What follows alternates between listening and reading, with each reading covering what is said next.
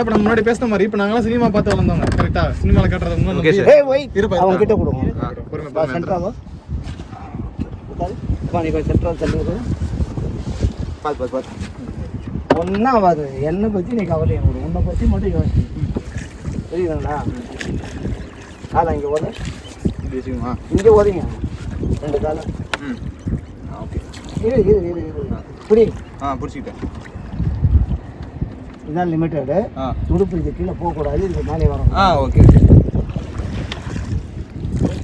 பொறுமையாக பண்ணணும் light power பண்ணக்கூடாது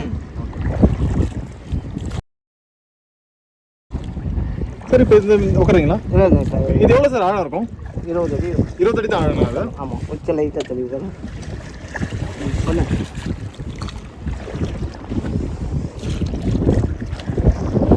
இப்போ உங்களுக்கு மணையில் பிடிக்கும் தெரியுது அந்த இது வெளியே போகாம பார்த்துக்கோ போகாம இன்னும் தரல ஏன் போயிருக்கு. இப்போ நீங்கள் துடுப்பு போடுறீங்களா சார் போடும்போது நான் கவனிச்சேன் சில வாட்டி 2த்தையும் எடுத்துறீங்க சில வாட்டி வந்து ஒன்று இந்த பக்கம் ஒன்று அந்த பக்கம் பண்ணுறீங்க எதுக்கு அது அதனால அது கொஞ்சம் எமர்ஜென்சிக்காக அந்த மாதிரி பண்ணுறது ஒரே பொசிஷனில் போனோம்னாக்கா கொஞ்சம் இதுவாக இருக்கும் ஓகே அது பேலன்ஸ் இல்லாமல் இருக்குன்னு தெரிஞ்சு சைக்கிள் கூட மெரிக்கணும் அப்படின்னாக்கா ஒரே இதுவாக மெரிச்சோம்னாக்கா லாங்க போக முடியாது கரெக்ட் ஆமாம் கரெக்ட் சார் ஆமாம் புரியுதுங்களா புரியுதாம்மா எந்த வண்டியுமே ஸ்பீடு போகிறான் அப்படின்னாக்கா ஒரே ஸ்பீடில் போனானாக்கா அவனால் மெரிச்சு அழுத்த முடியாது கரெக்டாக எந்த வண்டியுமே அதே மாதிரி தான் இது ஓகே ஒரு பக்கம் மாற்றி போட்டோம்னாக்கா பார்த்தீங்கன்னா அவனுக்கு வந்து கை வலிக்குது மூச்சு இது பண்ண ஆரம்பிக்கிறான் ஆனால் நீங்கள் இவ்வளோ நேரம் இது பண்ணுறீங்க நீங்கள் ஈஸியாக பண்ணிட்டு வரீங்க அவனுக்கு கை வலி தாங்க முடியல அதனால பழகினா தான் சுடுகாடு வரல அப்படின்னுவாங்க கரெக்டாக நாங்கள் பழகினவங்க 2 கை பண்ணு 2 கிலோ என்ன பண்ண நீ வந்து அடி வாங்க போகிற போல இருக்குது நீ இப்போ போடுங்க சார் ஒன்று வாழ்க்கைன்றது வேறு விளையாட்டுன்றது வேறு கரெக்டாக இது எங்கள் நிஜ வாழ்க்கையில் நாங்கள் மாற்றினா இருக்கோம் அதாவது ஒரு சீரியஸான விஷயத்த வந்து ஆமாம் சராசரியாக கொண்டு போகிறீங்க வாழ்க்கையில் டெய்லியுமே ஆனால் இதுவும் ரிஸ்க்கு தான் கரெக்டா இப்போ நாங்கள் வாழ்கிற வாழ்க்கை நிஜ வாழ்க்கை 2 கை பண்ணு கரெக்ட் சார் 2 கிலோ பண்ணுப்பா நீ ஒன்னான் பாஸ் போடு ஒன்னான் பாஸ் ஒரு பக்கம் சும்மா வச்சுட்டு ஒரு பக்கம் பண்ண 2 ஆன் பாஸ் 2 பண்ண 2 கை பண்ணுங்க இந்த படம் கமல் படம் ஒன்று இருக்குமே கமல் ரஜினி போட்டில் போவாங்க அந்த படம் இல்லை சார் பழைய படம் சொல்லுங்க தள்ளி விட்டுருவாங்க அதே ரெஸ்ட் பக்கம் காவாயில் எடுத்த படம் தான் அது இங்கே தான் எடுத்தாங்களா அதுவும் ரெஸ்ட் பக்கம் காவாயில் எடுத்த படம் தான் இங்கே ஷூட்டிங்லாம் எடுப்பாங்க சினிமா ஷூட்டிங்லாம் எடுப்பாங்க சார் இங்கே ஃபுல்லாகவே சினிமா லொக்கேஷன் தான் இது இங்கேயா 2000க்கு பிறகு எல்லாம் தென்னாட்டு முகம் பாணியில் தான் போகிறாங்களே தவிர கரெக்ட் ஆமாம் நிறைய இப்படி மூச்சு வாங்குது எல்லாம் அப்படி சரி வா டக்குன்னு போ போயிட்டு உட்காரு நீ ட்ரை பண்ணுறியா சார் நகர் நீ ட்ரை பண்ணுறியா அவனுக்கு அங்கே பயம் உள்ள இழுத்துருக்கோம் நான் உட்காந்தவொடனே அவனுக்கு ஒரு வழியா லீவ்லாம் இருக்காதுங்க ஹாலிடேஸ் அந்த மாதிரிலாம் கிடையாது வாரத்தில் 7 நாளும் இருக்கும் உங்களுக்கு எல்லாம்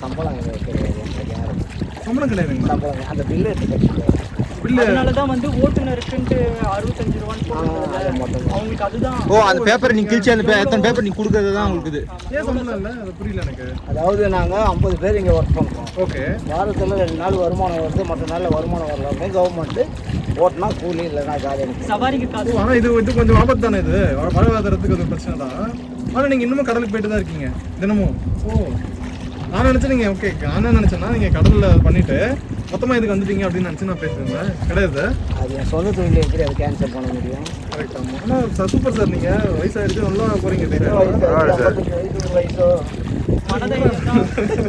உங்கள் மகனும் இந்த தொழில் பண்ணுறாரு சார் என்று மிளமைன்னு சொல்கிறீங்களா மகன் இல்லை 2 பொம்பளை சரி என்று மிளமைன்னு சொல்கிறீங்களா மீன் காரணம் கட்சி பேர் என்றைக்குமே இடமே உடம்பு நல்லா ஃபார்ம் ஃபிட்டாக தான் இருக்கு ஃபிட்டாக தான் இருக்கீங்க சார் நீங்கள் பாருங்க உங்களோட நான் ஒரு விஷயம் படித்தேன் நார்மலாகவே பார்த்தீங்கன்னா ஆனால் பார்த்தா மீனவர் மாதிரி இல்லை கரெக்டா என்ன பார்த்தா யாரும் நீங்க பார்த்தா மீன மாதிரி தெரியல மீன மாதிரி தெரியல அதான் நான் சொன்னேன்ல நான் இங்கேயே பர்மனெண்ட்டாக வேலை பார்க்குறீங்க போல இருக்கு நான் சொன்னதுக்கு அப்புறம் தான் எனக்கு தெரிய வந்துச்சு என்னை பார்த்தாலே யாருமே நம்ப மாட்டாங்க இல்லைன்னு. ஆமா முகேஷ், நான் ஒரு விஷயம் படித்தேன். என்னன்னு பார்த்தா மீனவர்கள் இருக்காங்கல்ல, நார்மலாகவே பார்த்தீங்கன்னா மற்ற வேலை பார்க்குறவங்களை விட அவங்களுக்கு நோய் எதிர்ப்பு சக்தி அதிகமாகும். ஏன்னா பார்த்தீங்கன்னா அன்றாட அந்த மீன் அவங்க சாப்பிட்றதுனால சாப்பிட்ற வேலை இல்லை, அவங்களோட அந்த வாழ்வாதாரம். ஆமாம், நாங்கள் உழைக்கிறதால நோய் வாய் அவ்வளோ இருக்காது. அப்படியே நோய் வாய் அதிகமாக பாதிக்கிறவங்க யாருனாலும் அவன் தினைக்கு வேலைக்கு போக மாட்டான், மற்ற பழக்கத்துக்கு அடிமையாயிரும். கரெக்ட். ஆமாம், தேவையில்லாத பழக்கத்துக்கு.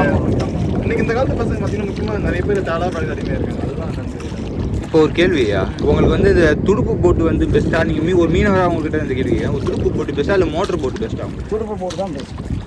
ஏன் மோட்டர் போட்டுனால உங்களுக்கு என்ன? மோட்ரு போட்டு அப்படின்னாக்கா மோட்ரு வந்து சுனாமிக்கு அப்புறம் தான் வந்தது மோட்ரு போட்டு. Okay okay. அதுக்கு முன்னாடி உடல் உழைப்பில் போயிட்டு இருக்கிறோம், மீனும் சரி இதுவும் சரி என்றைக்குமே நல்லா இருக்கும். இப்போ வந்தது பெருசுன்னு சொல்ல முடியாது. அதனால் நிறைய சிரமங்கள் இருக்குது. அது மேலே மேலே தூக்குறது, இறக்குறது, பெட்ரோல் செலவு, இன்ஜின் கோளாறு. ஆனால் நீங்கள் இன்னைக்கு வரைக்கும் பார்த்தீங்கன்னா துடுப்பு போட்டு தான் வச்சுருக்கீங்க. உங்களுக்கு மாற்றணும் ஐடியா வந்தீங்க அன்றைக்குமே? எங்களுக்கு வேணாம், இன்னும் கொஞ்சம் காலம். ஓகே. நான் ஏன் மாற்ற போகிறேன்? நீங்கள் கடலுக்கு இப்போ கடைசி போயிடுங்க. ஒரு வாரம் அது நல்லா அனுபவம். அது கடல் அனுபவம். அலை கம்மியாக இருந்தாக்கா ஒண்டியால் போக முடியாத மாதிரி இருந்தாக்கா போவேன், இல்லைன்னா போக முடியாது. ஞாபகம் தான் சொல்லுங்கள், நீங்கள் சின்ன வயசில் முதல்ல கடலுக்கு போயிருப்பீங்களா? எங்கள் அப்பா கூட அப்போ உங்களுக்கு எப்படி அந்த ஒரு உணர்வு ஞாபகம் இருக்குது? அது மறக்க முடியாது. எப்படி ஃபஸ்ட் டைம் விஷயம் புதுசாக பண்ணும்போது வாமிட் வரும். பயம் பார்த்துட்டு அதெல்லாம் கிடையாது, ஒரு வாமிட் மட்டும் வரும். பயம் இருந்துச்சு. பழக எப்பேற்பட்ட ஆட்களுமே அலையில போகிற வாமிட் எடுத்து ஆகணும். கரெக்ட். ஆமாம், புதுசுன்றதப்ப நீச்சல் கற்றுக்கணும் அப்படின்னாக்கா தூக்கி அங்கே நடு சென்டரை வந்து தள்ளி விட்டு வந்துடுவோம். கடல்லே தள்ளி விட்டு, இந்த பக்கம் ஒரு அலை அடிக்கும், இந்த பக்கம் ஒரு அலை அடிக்கும், சென்டரை தள்ளி விட்டு வந்துடுவோம். நீந்தியில் கரைக்கு வரணும், நீந்தியில் வந்ததுதான் செய்யணும். அப்படி இருந்தால் தான் உயிர் பயத்தோடு வந்தால் தான் நீச்சல். இல்லைன்னா இப்போ நீங்கள் சுறாக்கள்லாம் பார்த்துருக்கீங்களா? அது நீங்கள் வேணா துடுப்பில் போகிறீங்க, அப்படி பெரிய போட்டு அந்த மாதிரிலாம் பிரச்சனை இல்லை. அவ்வளோ பெரிய மீன்லாம் அதில் சின்ன சின்ன மீன் தான் ஊடியிலேயே பழையிலே. சுறா பிடிச்சிருக்கீங்க? பெரிய சுறாலாம் வந்தது? 8 கிலோ 7 கிலோ சொல்லலாம், 2 கிலோ. இல்லை அப்படி கேட்கல சார். இப்போ எப்படின்னா நீங்கள் போகும்போது சுறா உங்கள் பாதியில் பெரிய சுறா காசு நாங்கள் போகிற தூரம்லாம் வராது, அது ரொம்ப தூரம் இருக்கும். ஸ்விமிங் கிரவுண்ட் டால்ஃபின்லாம் பார்த்துருக்கீங்களா? பார்த்துருக்கீங்க. அது உண்மையிலேயே ஃப்ரெண்ட்லியா டால்ஃபின்லாம்? ஆமாம், அது நம்மளும் ஒன்றும் பண்ணாது, நம்மளும் அதை ஒன்றும் பண்ண மாட்டோம். அது பாட்டு நம்ம பார்த்துட்டு இருக்கோம், அது பாட்டு இருக்கும். இந்த பவளப்பாறை இருக்குது பார்த்தீங்களா, அது வந்து அழியுது, கிட்டத்தட்ட ஒன்றும் பண்ண முடியாதுன்ற மாதிரி சொல்கிறாங்க. அதுக்கு நீங்கள் என்ன நினைக்கிறீங்க? அது அழிஞ்சிட்டே தான் இருக்கும், திரும்ப அது உருவாகுமா இயற்கையாக? அது அவ்வளோதான், அழிஞ்சது தான், ஒன்றும் பண்ண முடியாது. ஆனால் இந்த இடத்த அவங்க இன்னும் கொஞ்சம் டெவலப் பண்ணுவாங்க சார். வேறு ஏதாவது கவர்மெண்ட்டை நினச்சா சூப்பராக பண்ணலாம். அதெல்லாமா பள்ளம் எடுத்து பண்ணலாம். அந்த பக்கம்லாம் தர அதிகமாக இருக்குது, பள்ளம் எடுத்து பண்ணலாம். ஆக்சுவலி இப்போ நம்ம பேமெண்ட் பண்ண கவர்மெண்ட்டுக்கு பண்ணுறோமா? ஆமாம், எல்லாம் கவர்மெண்ட், பிரைவேட் ப்ராப்பர்ட்டி கிடையாது, கவர்மெண்ட். டிடிசி சுற்றுலாத்துறை. இல்லை பாருங்க, ஜிஎஸ் சேர்த்து எப்படி போட்டுருக்குன்னு. எனக்கு முன்னாடி வந்து இவ்வளோ லைட் தண்ணி கிடையாது, தண்ணி அளவு ஏறி இருக்கு மேலே.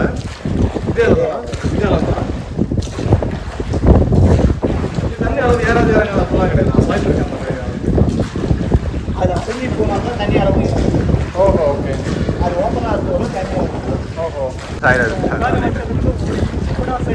இவங்க அசைகிறாங்க. நான் அசைறேன்ப்பா, நீ அசைஞ்சாலும் அசைனாலும் ஒன்றும் நடக்க போகிறது.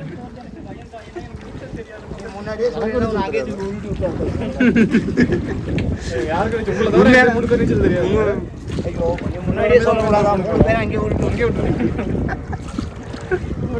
விட்டு போட்டை மட்டும் எடுத்து அந்த காய்ச்சி கட்டிட்டு போயிட்டு. நான் நல்லா காமெடியாக பேசுவேன். தெரியுதாம்மா, நீங்கள் நல்லா வேடிக்கையாக பேசுறீங்க, பேசுறீங்க, நல்லா பேசுறீங்க, மனசு பேசுறீங்க. இங்கே முன்னாடி பறவைகள்லாம் நிறைய இருக்குமா? நிறைய இருக்கும். இப்போ கடை இல்லை, மீன் இல்லைன்றா பறவையும் கிடையாது. ஆக மொத்தம் இந்த இடம் வந்து இப்போ குறைஞ்சிட்டே போகுது. கரெக்டாக தரம் குறைஞ்சிட்டே போகுது. நல்லா தான் இருக்குங்களா?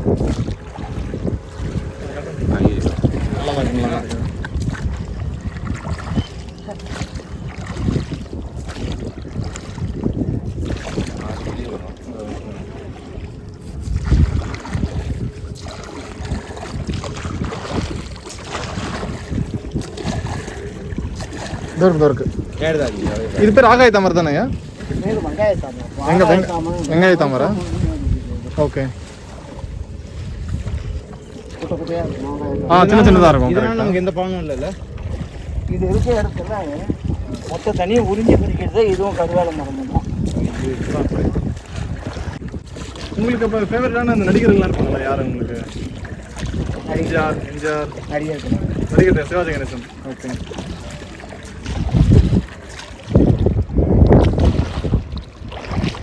பின்னாடி வந்து தான் ஒதுங்கி போகிறோம். அது ஒதுங்காது, நம்ம தான் ஒதுங்க. என்ன சொல்கிறது? இது மாதிரி தான் வாழ்க்கையில் இது மாதிரி தான் வாழ்க்கையிலையும் பிரச்சனைகள் அப்படிதான். நம்ம வந்து பிரச்சனை தெரிஞ்சுச்சு நான் அவாய்ட் பண்ணுறது பெட்டர். இதை கிளியர் பண்ணுற கவர்மெண்ட் ஒரு மிஷின் மாதிரி வச்சுருப்பாங்க, அதை வச்சு க்ளீன் பண்ணுறதே இல்லையா சுத்தமாக? அப்படி வேணால் வச்சு பண்ணலாம். நான் பண்ணி பார்த்துருக்கேன். அதாவது நெல்லை வைக்கிற மிஷின் மாதிரி இருக்கும். புரியுது. அப்படியே போட்டு அப்படியே சுற்றிக்கினே போச்சுன்னா செடியெல்லாம் கம்மியாக தான் இருக்குல்ல, ஒரு மிஷின் ஒரு நாளைக்கு கொண்டாதான் கம்மியாக எடுத்துடலாம். எக்கச்சக்கமாக நிறைய இருக்குங்க. அது பப்ளிக் சைட்லேருந்து கோரிக்கை மாதிரி பண்ணாதான் புஷ் பண்ணாதான் அவங்களுக்கு அதுக்கேற்ற மாதிரி அவங்க இது பண்ணுவாங்க. அவங்களே தான் தெரிஞ்சு அவங்களுக்கு தெரிஞ்சு செய்ய மாட்டாங்க. ஓஹோ. நம்ம கோரிக்கை மாதிரி வச்சாலும் அவங்க பண்ணுறது. ஓகே. ஏன்னா மேபி இது அவங்களுக்கு என்ன சொல்கிறது, இது அவசியம் இல்லை இல்லையா அப்படின்றது அவங்களுக்கு தெரியாது. எந்த அளவுக்கு நம்ம புஷ் பண்ணுறோமோ அதுக்கேற்ற மாதிரி தான் அவங்க ஆக்ஷன் எடுப்பாங்க. ஓஹோ. ஸோ இவ்வளோ நேரம் நம்ம கூட ஆனந்த் சார் வந்து ரொம்ப நல்லா சுவாரஸ்யமாக பேசிட்டு இருந்தார். ஸோ ரொம்ப தேங்க்ஸ் சார். நம்ம கூட பயணிச்சது ரொம்ப நல்லா ஒரு சுவாரஸ்யமான அனுபவமாக இருந்துச்சு. நிறைய விஷயங்கள் சொன்னீங்க, நிறைய விஷயம் நம்மளும் கேட்டோம், நிறைய விஷயம் தெரிஞ்சுக்கிட்டோம் புதுசாக அந்த இடத்த பற்றி. சைடில் கை வைக்காதீங்க யாரும். போட் ட்ரிப் பார்த்தீங்கன்னா எங்களுக்கு வந்து ரொம்பவே வந்து ஒரு யூஸ்ஃபுல்லான ஒரு பயனுள்ள ட்ரிப்பாக இருந்துச்சுன்னு கண்டிப்பாக நான் சொல்லுவேன். ஸோ கண்டிப்பாக நீங்களும் வந்தீங்கன்னா ஸோ இங்கே வாங்க, ஸோ சாரை பாருங்கள், ஸோ நல்லா என்ஜாய் பண்ணுவீங்க. இவ்வளோ நேரம் நாங்கள் கேட்ட கேள்விகள் எல்லாம் பொறுமையாக ரொம்ப நன்றி சார்.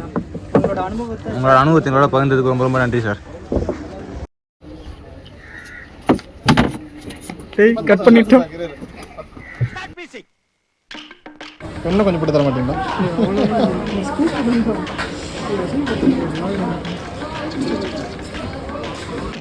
இவன் கூட சேர்ந்து எனக்கு நிறைய கிரியேட்டிவிட்டி இம்ப்ரூவ் ஆகிருக்குது.